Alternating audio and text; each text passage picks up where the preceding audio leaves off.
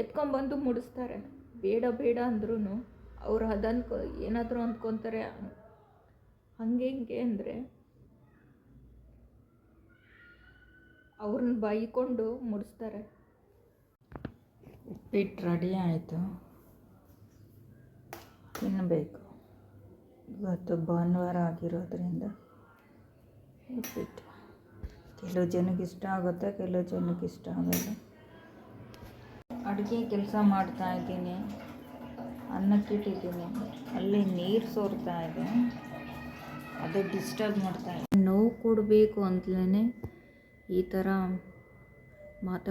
ಮಾತಾಡ್ತಾರೆ, ಬೇಕು ಬೇಕು ಅಂತ, ನಮ್ಮನ್ನು ಕುಗ್ಗಿಸ್ಬೇಕು ಅಂತ. ವಿಧವೆ ಅಂದರೆ ಏನು ಅಂದ್ಕೊಂಡಿದ್ದೀರಾ?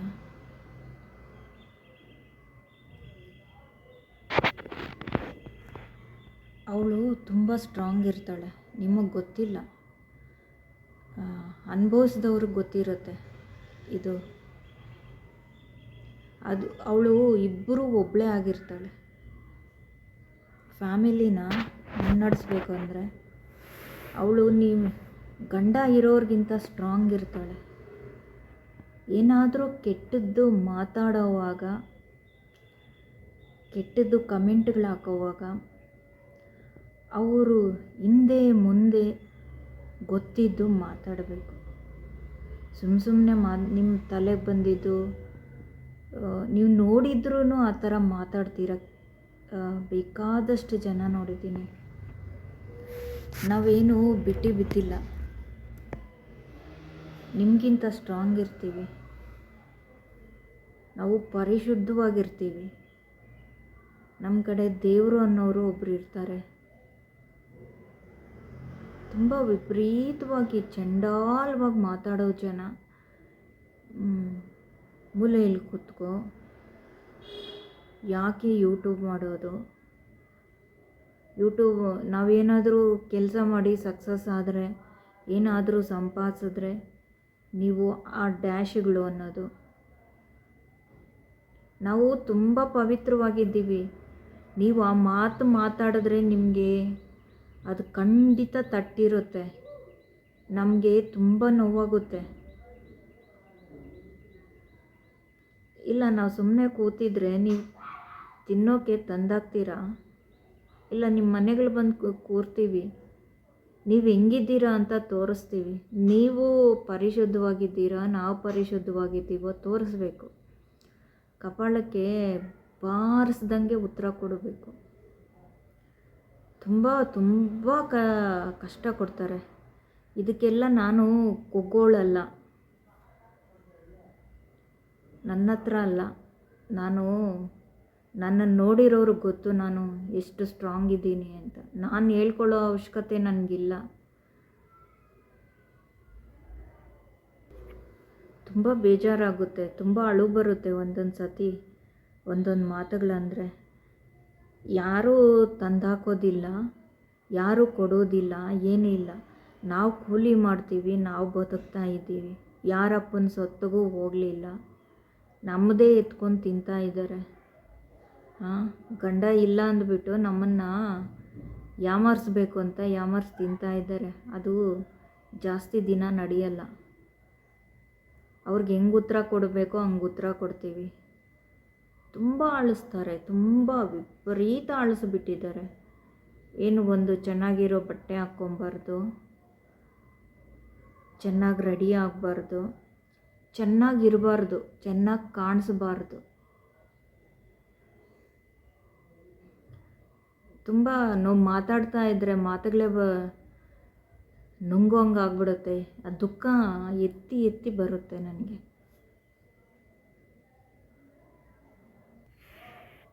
ಗಂಡ ಇರೋರಿಗಿಂತ ನಾವು ತುಂಬ, ನಮ್ಮ ಆತ್ಮ ತುಂಬ ಪರಿಶುದ್ಧವಾಗಿರುತ್ತೆ. ನಮಗೆ ದೇವ್ರನ್ನೋನು ಒಬ್ಬನಿರ್ತಾನೆ ಕಾಪಾಡೋದಕ್ಕೆ. ಗಂಡ ಸತ್ತಿದ್ದಾನೆ ಅಂತ ನೀವು ಅಂದ್ಕೊಂಡಿರ್ಬೋದು, ಅವರು ನಮ್ಮ ಹತ್ರನೇ ಇದ್ದಾರೆ ಅಂದ್ಬಿಟ್ಟು ನಮಗೆ ಭಾವನೆ ಇರುತ್ತೆ, ನಮಗೆ ಗೊತ್ತಾಗುತ್ತೆ ಅದರ ಅರಿವು ಏನು ಅಂತ. ತುಂಬ ನಿಮ್ಮ ಹೆಂಡ್ತಿರ್ಗೆ ನೀವು ಇರ್ಬೋದು,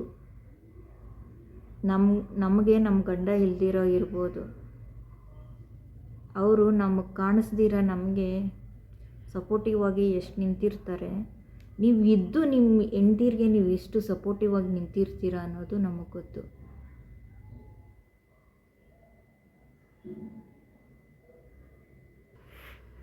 ಒಂದೊಂದು ಸತಿ ತುಂಬ ಕಷ್ಟ ಆಗುತ್ತೆ ಮಾತಾಡೋದಕ್ಕೆ. ಹತ್ಬಿಟ್ಟು ಇಲ್ಲಿ ಆಫ್ ಮಾಡಿ ಅದನ್ನು ಒರೆಸ್ಕೊಂಡು ಮಾತಾಡೋದು ಆ ಥರ ಭಾರಿ ಹಿಂಸೆ ಕೊಡ್ತಾರೆ. ಏನು ತಪ್ಪು ಮಾಡಿದ್ದೀವಿ? ಏನು ವಿಧವೆ ಆಗೋದು ನಮ್ಮ ತಪ್ಪ? ಇಲ್ಲ ನೀವು ಮಾಡಿರೋ ಪಾಪ ಕರ್ಮಗಳೇ ಅಂತ ಕೂತು ಬಿಡ್ತಾರೆ. ಬಿಡಿ, ನೀನು ಮಾಡಿರೋ ಪಾಪ ಕರ್ಮಗಳಿಗೆ ನೀನು ವಿಧವೆ ಆಗಿರೋದು ಅಂತಾರೆ. ಬಟ್ಟು ನಾವು ಇದ್ದಷ್ಟು ನೆಮ್ಮದಿ ಸುಖವಾಗಿ ನೀವಿಲ್ಲ. ನಾವು ಅಷ್ಟು ಪರಿಶುದ್ಧವಾಗಿರ್ತೀವಿ. ನೀವು ಪಕ್ಕದಲ್ಲಿ ಹೆಂಡ್ತಿನ ಪಕ್ಕದಲ್ಲಿ ಗಂಡನ್ನ ಇಟ್ಕೊಂಡು ಎಷ್ಟು ಕಚ್ಚಡ ಕೆಲಸಗಳು ಮಾಡ್ತೀರಾ ಅಂತ ತುಂಬ ಜನ ನೋಡಿದ್ದೀವಿ. ಎಲ್ಲರೂ ಹಂಗಿಲ್ಲ. ಕೆಲವು ಜನ ತುಂಬ ಮರ್ಯಾದೆ ಕೊಡ್ತಾರೆ, ತುಂಬ ರೆಸ್ಪೆಕ್ಟ್ ಕೊಡ್ತಾರೆ. ಇನ್ನು ಕೆಲವು ಜನ ಇರ್ತಾರೆ, ನಮ್ಮನ್ನು ಹಾಕಿ ತುಳಿಬೇಕು ಅನ್ನೋದ್ರಲ್ಲೇ ಅವ್ರ ಜೀವನ ಕಳೀತಾ ಇರ್ತಾರೆ. ನೀವು ಹಾಕಿ ತುಳಿದಷ್ಟು ನಾವು ಬೆಳಿತೀವಿ. ನಾವು ಬೆಳೆದು ನಾವೇನು ಅಂತ ನಿರೂಪಿಸಿದ್ದೀವಿ, ಇನ್ನೂ ನಿರೂಪಿಸ್ತೀವಿ. ನೋಡ್ತೀರಾ, ಇದು ಇಷ್ಟಕ್ಕೆ ನಿಲ್ಲೋಲ್ಲ. ಇಷ್ಟೊಂದು ನಮ್ಮನ್ನು ನೋವಿಸಿದ ಮೇಲೆ ನಾವು ಸುಮ್ಮನೆ ಬಿಡೋರಲ್ಲ. ಏನು ತಪ್ಪು ಮಾಡ್ದೇ ಇಷ್ಟು ಅನುಭವಿಸ್ತಾ ಇದ್ದೀವಿ ಅಂದರೆ ಅದ್ರ ಪ್ರತಿಫಲ ನಮಗೆ ಹೆಂಗೆ ಸಿಗ್ಬೋದು? ಮೂಲೆಯಲ್ಲಿ ಕೂತ್ಕೋ, ಚೆನ್ನಾಗಿರೋ ಸೀರೆ ಉಟ್ಬಾರ್ದು, ಒಂದು ಕುಂಕುಮ ಇಟ್ಕೊಬಾರ್ದು, ಹೊರ್ಗಡೆಗೆ ಒಬ್ಬಳೇ ಹೋಗ್ಬಾರ್ದು, ದೇವಸ್ಥಾನಗಳಿಗೆ ಹೋಗ್ಬಾರ್ದು. ಒಬ್ಬರು ಮದುವೆಗೆ ಹೋದಾಗ ಮದುವೆಯಲ್ಲಿ ರಿಲೇಟಿವ್ಸೇ, ಸ್ವಂತ ಹತ್ರದವ್ರೆ. ಇನ್ನು ಈ ಶಾಸ್ತ್ರಗಳೆಲ್ಲ ಮಾಡೋವಾಗ ಹೋಗಿ ಕೂತ್ಕೊಳ್ಳಿಲ್ಲ ಅಂದರೆ ಅದು ಇದು ಮಾತಾಡ್ತಾರೆ ಅಂದ್ಬಿಟ್ಟು ಎಲ್ಲರೂ ಕೂತ್ಕೊಳ್ಳೋ ಗುಂಪಲ್ಲಿ ಇವ್ರೇನು ಮಾತಾಡ್ಕೊತಾರೆ ಅಂದ್ಬಿಟ್ಟು ಹಿಂದೆ ಲಾಸ್ಟಲ್ಲಿ ಹೋಗಿ ಕೂತ್ಕೊಂಡ್ರೆ ಆಕೆ ನನ್ನ ಅಲ್ಲೇ ಕಣ್ಣು ಬಿಟ್ಟು ಗುರಾಯಿಸ್ತಾಳೆ. ಎಷ್ಟು ಚೀಪ್ ಇರ್ಬೋದು ಇವಳಿಗೆ. ನೀವೇನು ಹಿಂಗೆ ಇರೋದಿಲ್ಲ, ನಿಮಗೂ ಒಂದಲ್ಲ ಒಂದು ದಿವಸ ಬಂದೇ ಬರುತ್ತೆ. ಇದು ದೇವ್ರು ಬರೆದಿರೋದು. ಇನ್ನೇನು ನೀವು ಗಂಡ ಇಬ್ಬರು ಜೊತೆಯಲ್ಲೇ ಹೋಗ್ಬಿಡೋದಿಲ್ಲ.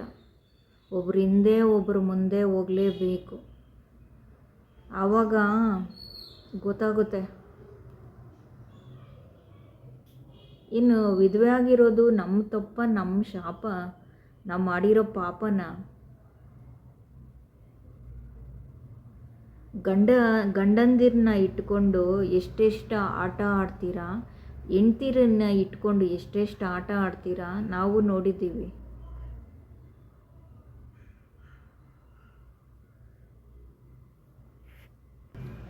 ನಾವು ನಮ್ಮನ್ನು ನೋಡ್ಕೊಳ್ಳೋರು ಸಾಕೋರು ಇಲ್ವಲ್ಲ ಅಂತ ಒಂದು ಕಡೆ ನೋವು ತಿಂತಾ ಇದ್ರೆ ಇಂಥ ಮಾತುಗಳು ಕೇಳೋದಕ್ಕೆ ಇನ್ನೊಂದು ಕಡೆ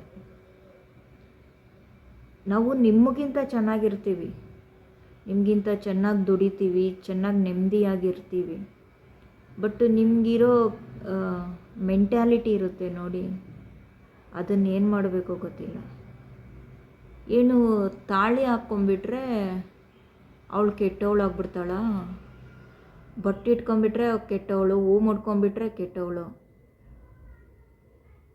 ಯಾವ ಪುರಾಣ ಯಾವ ಶಾಸ್ತ್ರಗಳಲ್ಲಿ ಹೇಳಿದೆಯೋ ಗೊತ್ತಿಲ್ಲ.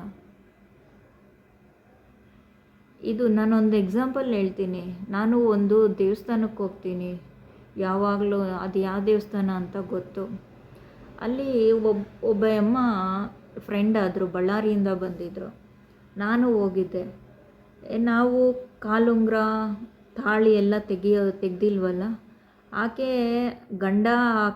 ಗಂಡ ಇದ್ದಾನೆ, ಕಾಲುಂಗ್ರ ಕತ್ತಲ್ಲಿರೋ ಚೈನು ಎಲ್ಲ ಕಿತ್ತು ಬಿಸಾಕಿದ್ದಾಳೆ. ಗಂಡ ಹೆಂಡ್ತಿ ಸ್ವಂತದವರೇ, ಮದುವೆ ಆಗಿದ್ದಾರೆ, ಜಗಳ ಆಕೆ ಆ ಗಂಡನ್ನ ಒದ್ದು ಓಡಿಸಿದ್ದಾಳೆ ಮನೆಯಿಂದ ಆಚೆ.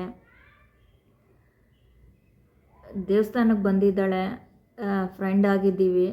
ರಾತ್ರಿ ದೇವ್ರ ದರ್ಶನ, ಆಕೆ ಆಚೆನೇ ಕೂತಿದ್ದಾಳೆ. ನಾನು ಹೋಗಿ ದೇವ್ರ ದರ್ಶನ ಬರ್ತೀನಿ. ಒಂದು ಇನ್ಸಿಡೆಂಟ್ ಆಗಿರುತ್ತೆ. ಏನಪ್ಪ ಆ ಇನ್ಸಿಡೆಂಟ್ ಅಂತ ನಾನು ಕಣ್ಣಾರೆ ನೋಡಿಲ್ಲ, ಆಕೆ ಹೇಳಿದ್ಲು. ನಾನು ಇಲ್ಲಿ ಕೂತಿದ್ರೆ ಒಬ್ಬ ಪದೇ ಪದೇ ಬಂದು ನಿಂದು ಯಾವ ಊರು, ಈ ಥರ ಎಲ್ಲ ಮಾತಾಡಿಸ್ತಾ ಇದ್ನಂತೆ. ನಮ್ಮನ್ನು ಅಂದರೆ ನಾವು ಅಲ್ಲೇ ಇದ್ದು ಹೋದವ್ರಲ್ವ, ನಮ್ಮನ್ನು ಯಾರು ನಮ್ಮ ಸುದ್ದಿಗೆ ಯಾರೂ ಬರೋದಿಲ್ಲ. ನಾವು ನಮ್ಮ ಕಾಲುಂಗ್ರ, ನಮ್ಮ ಕತ್ತಲ್ಲಿರೋ ಚೈನು ಇದೆಲ್ಲ ನೋಡ್ತಾರೆ ಅಲ್ವ. ಇವ್ರ ಗಂಡ ಇದ್ದಾರೆ ಅಂದ್ಬಿಟ್ಟು ಸ್ವಲ್ಪ ಭಯಕ್ಕೆ ದೂರ ಇರ್ತಾರೆ. ಈಕೆ ಎಲ್ಲ ಕಿತ್ತು ಬಿಸಾಕಿದ್ದಾಳೆ ಅಲ್ವ, ಗಂಡ ಇಲ್ಲ ಅಂದ್ಬಿಟ್ಟು ಇವಳನ್ನ ಆಟ ಆಡಿಸೋಣ ಅಂದ್ಬಿಟ್ಟು ಅವನು ಆ ಥರ ಮಾತಾಡಿದ್ದಾನೆ. ಅವಳು ಹಿಡ್ಕೊಂಡು ಚೆನ್ನಾಗಿ ಬಾರ್ಸಕ್ಕವಳೆ ಎರಡು.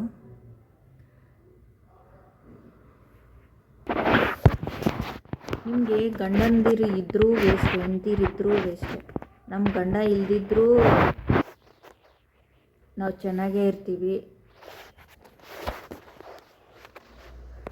ಸತ್ತು ಮೇಲೆ ಇದ್ದರೂ ಅವರು ಚೆನ್ನಾಗೇ ಇರ್ತಾರೆ.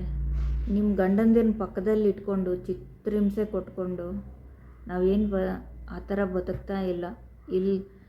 ಅವ್ರ ದೇಹ ಇಲ್ದಿರ ಇರ್ಬೋದು, ಅವ್ರ ಆತ್ಮ ನಮ್ಮನ್ನು ಕಾಪಾಡುತ್ತೆ. ನಮಗೆ ಗೊತ್ತು ನಾವು ಎಷ್ಟು ನೋವು ತಿಂತಾ ಇದ್ದೀವಿ ಅಂತ, ಎಷ್ಟು ನೋವು ತಿಂತೀವಿ ಅಂತ. ಈ ಹೇಳೋರು ಮಾಡೋರು ಏನಾದರೂ ಬಂದು ನೋಡ್ತಾರ ನಮ್ಮ ನೋವನ್ನ?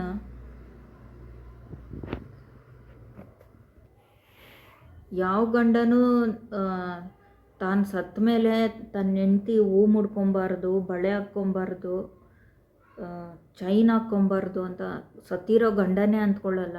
ಈ ಅಕ್ಕಪಕ್ಕ ಜನರು ಇರ್ತಾರೆ ಅಲ್ವಾ, ಅವ್ರಿಗೆ ಇನ್ನೇನು ಕೆಲಸ, ಇದೇ ಕೆಲಸ. ಇದು ಮನೆಯಲ್ಲಿರೋರು ಲಕ್ಷಣವಾಗಿದ್ರೇ ಆ ಮನೆ ಕಳ್ಕಳೆಯಾಗಿರೋದಂತೆ. ಚೆನ್ನಾಗಿ ಬಟ್ಟು ಹೂವು ಚೆನ್ನಾಗಿ ಅಲಂಕಾರ ಮಾಡ್ಕೊಂಡಿದ್ರೆ ಆ ಮನೆಯಲ್ಲಿರೋ ಪಾಸಿಟಿವ್ ಎನರ್ಜಿನೇ ಬೇರೆ ಇರುತ್ತೆ. ಈ ಏನು ಇಲ್ದಿರ, ಬಟ್ಟಿಲ್ದಿರ, ತಲೆ ಬಾಚ್ಕೊಂಡಿರ, ಬಟ್ಟೆಗಳು ಚೆನ್ನಾಗಿ ಇಲ್ದಿರ ಹಾಕ್ಕೊಂಡಿರೋರು, ಅವ್ರ ಮನೆಯಲ್ಲೇ ಒಂಥರ ಎನರ್ಜಿ ಒಂಥರ ಇರುತ್ತೆ. ಈ ಥರ ಅದಕ್ಕೋಸ್ಕರ ನಮಗೆ ತುಂಬ ಜನ ಹೇಳಿದ್ದಾರೆ, ನೀನು ಈ ಥರ ಇರಬೇಡ, ನೀನು ಬಳೆ ಹಾಕೋ, ಮಂಗಲ್ಯ ಚೈನ್ ಹಾಕೋ, ಹೂ ಮುಡ್ಕೋ, ಬಟ್ಟಿಕ್ಕೋ ಅಂತ. ಈ ಥರ ಜನನೂ ಇದ್ದಾರೆ. ನಾನು ಅವ್ರ ಮನೆಗೆ ಹೋದಾಗ ಈ ಹೂವು ಅದೆಲ್ಲ ಏನು ಮುಡ್ಕೊಂಡಿಲ್ಲ ಅಂದರು ಅವ್ರು ಕಟ್ ಮಾಡಿ ಎತ್ಕೊಂಬಂದು ನನಗೆ ಮುಡಿಸ್ತಾರೆ. ಕೆಲವು ಜನ ಅರಿಶಿನ ಕುಂಕುಮ ಕೊಡ್ತಾರೆ. ಈ ಸ್ವಂತದವ್ರು ಇರ್ತಾರೆ ಅಲ್ವಾ, ಅವರು ಕೊಡೋದಿಲ್ಲ, ಬೇಕು ಅಂತ ಇನ್ಸಲ್ಟ್ ಮಾಡ್ತಾರೆ. ತುಂಬ ಜನ ಇದ್ದಾರೆ, ಈ ಫ್ರೆಂಡ್ಸು ಸುತ್ತಮುತ್ತ ಇರೋರು ಈ ಥರ ನೋವು ಕೊಡೋದು ಅವ್ರಿಗೂ ಗೊತ್ತಿರುತ್ತೆ, ಅವರು ನೋಡಿರ್ತಾರೆ. ಬಂದುಬಿಟ್ಟು ಬ್ಯಾಗಲ್ಲಿ ಹೂವೇ ಇಟ್ಕೊಂಡು ಬರ್ತಾರೆ. ಅವ್ರ ಜೊತೆ ನಾವೆಲ್ಲಾದರೂ ಹೋಗ್ತಾ ಇದ್ದರೆ ಎತ್ಕೊಂಡ್ಬಂದು ಮುಡಿಸ್ತಾರೆ. ಬೇಡ ಬೇಡ ಅಂದ್ರೂ ಅವ್ರು ಏನಾದರೂ ಅಂದ್ಕೊತಾರೆ. ಹಾಗೆ ಹಿಂಗೆ ಅಂದರೆ ಅವ್ರನ್ನ ಬೈಕೊಂಡು ಮುಡಿಸ್ತಾರೆ. ಅವ್ರ ಮನೆಗಳಿಗೆ ಹೋದರೆ ಅರಿಶಿನ ಕುಂಕುಮ ಕೊಡ್ತಾರೆ, ಬಳೆ ಕೊಡ್ತಾರೆ. ಸೇಮ್ ಹೆಂಗೆ ಮುತ್ತೈದೆಗೆ ಹೆಂಗೆ ಟ್ರೀಟ್ ಮಾಡ್ತಾರೋ ಆ ಥರ ಮಾಡ್ತಾರೆ. ಇಲ್ಲ ನಾವು ಇನ್ನೊಂದು ಮದುವೆ ಆದರೆ ಆವಾಗ ಮುತ್ತೈದೆ ಆಗ್ಬಿಡ್ತೀವ, ಆವಾಗ ಮುಡ್ಕೊಬೋದಾ?